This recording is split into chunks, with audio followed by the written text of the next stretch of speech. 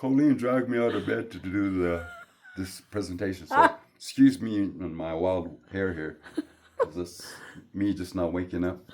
But this is part two of the Reclaiming the Chinook Trade Empire.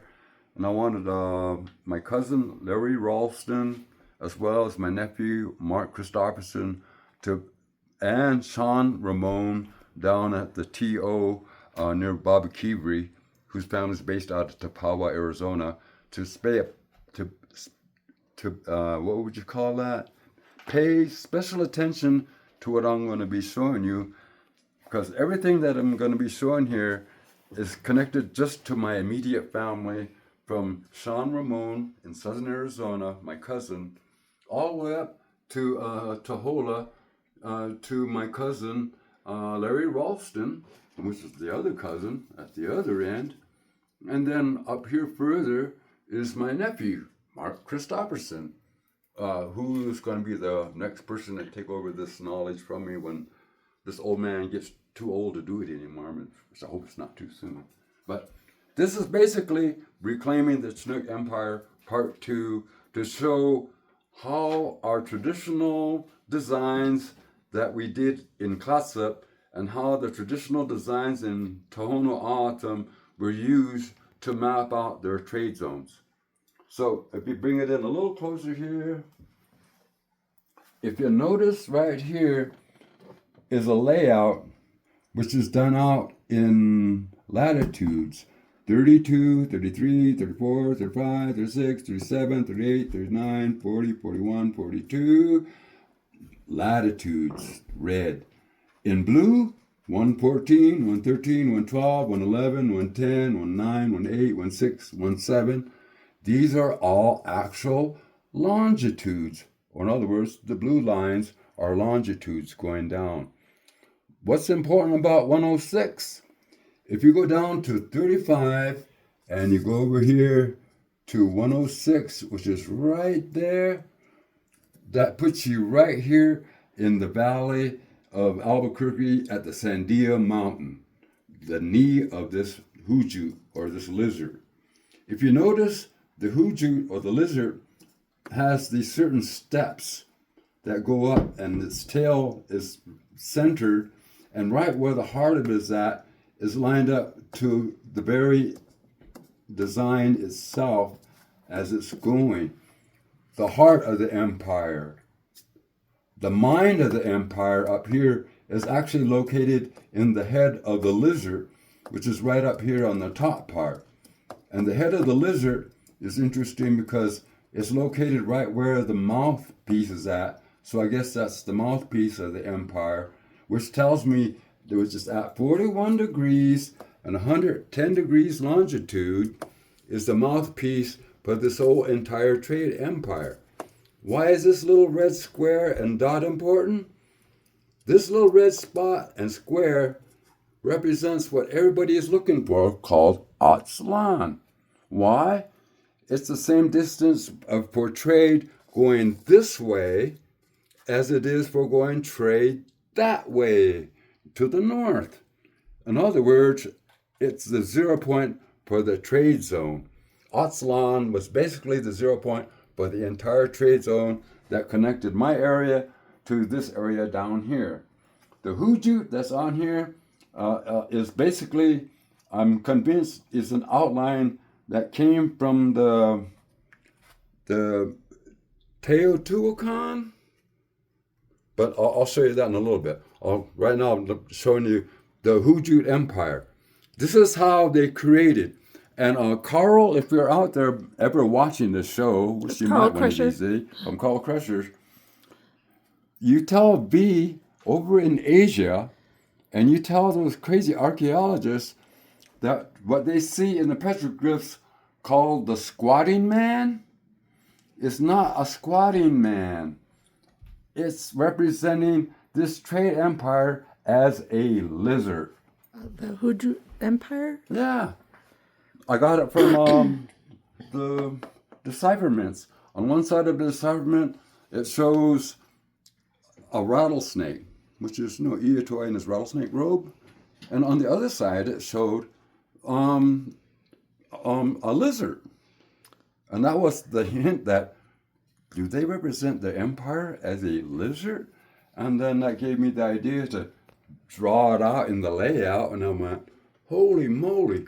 If you look at this realistically too, this is the same layout, that's the same vision of Teotihuacan as viewed from the top. An aerial view of Teotihuacan. And if you look at Teotihuacan on the valley of the what they call the Street of the Dead, and you look at it, the same layout is within the Teotihuacan pyramid. Wow. But nobody pays any attention because, we're just the Indians here, what do we know?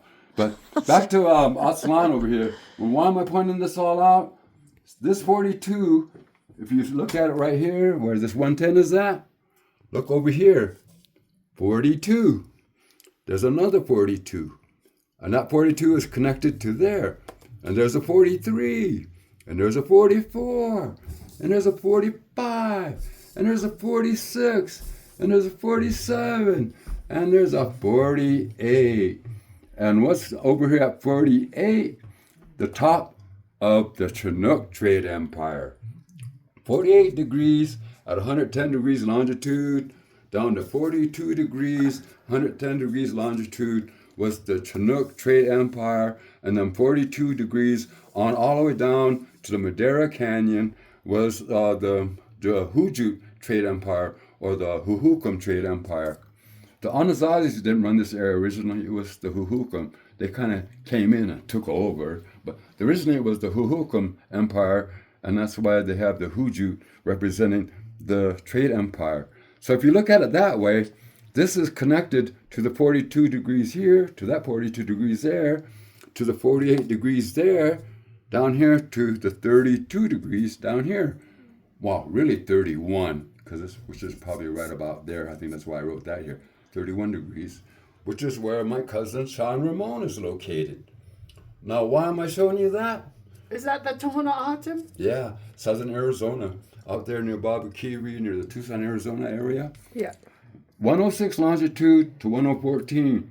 1014 represents the Colorado River. 106 represents the Rio Grande. Okay, now you got all this in mind. Now go from 31 degrees, and why am I showing you that? 31 degrees is right about here. And this is where my cousin San Ramon lives and is enrolled in the tribe with the Tohono O'odham. Now, the Rio Grande is over there, and the Colorado is over here, like I showed you. So what does this say? Everything from this point on up to about the Rocky Boy, Montana? Rocky Boy, Montana, which I believe is about right there somewhere. Probably up here. There's 110. See, there's a 110.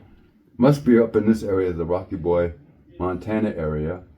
So if you look at it from here, it tells me that my family from the Cultee side ran the empire from here to the 42 degree area here, and that my cousin San Ramon runs the Huhugam trade empire from there all the way down to here. Which means just between my own family members, we control this whole trade That's the traditional indigenous trade zone. Mm-hmm. A lot of people don't understand what our ancient symbols represent, because they turn into myth and legend, which is important too, don't get me wrong. Right. But a lot of the times our own designs and everything were set up to show our Aboriginal title to the land. Actual latitudes, actual longitudes. So that's what locations. the petroglyphs are doing. The petroglyphs are showing title to the land. Yeah, they're connected. No, one is connected to the other. Well, that would explain the petroglyphs with all the grid work. Yes, the grid works. And the zigzags, which represent the rivers and things. And, hey, maybe I might be able to show that Teotihuacan. Oh, my cats were in here, so watch out. Don't want to trip on that. I was going to say, too, that design that you were just pointing out is right here where it says re-indigenizing minds. The logo. Okay. Let me see if I can find Teotihuacan. And then today we have a little guest. He's little, all right. but he's going to get bigger. Oh, What are you he's gonna getting be bigger. when you He grow grew up? an inch from December. Be like me when he's. What are you going to be when you grow up? Old. That's what they didn't want to hear. Yeah, let me.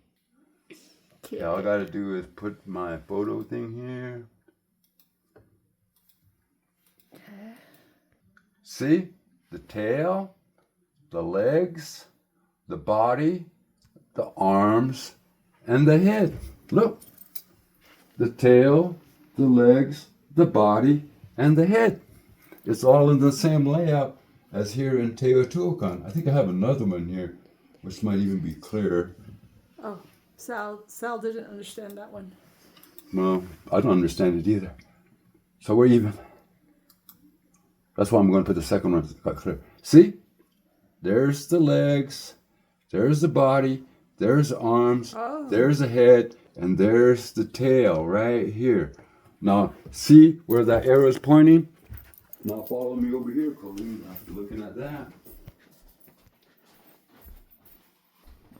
There's the tail, there's the steps of the pyramid, there's the body, there's the arms, and there's the head, which is the same layout as what's in the Teotihuacan pyramid. But anyway, I was noticing these similarities between what I was noticing in the architecture. And what is interesting about that design that's shown here to the design that's shown there, guess where this pyramid leads to? Where does it lead to? Madera Canyon, Arizona, southern Arizona, where my cousin is at in Tohono. It's directly connected to Madera Canyon, which is the beginning of that Hujut Empire, which starts by showing it here how to get there.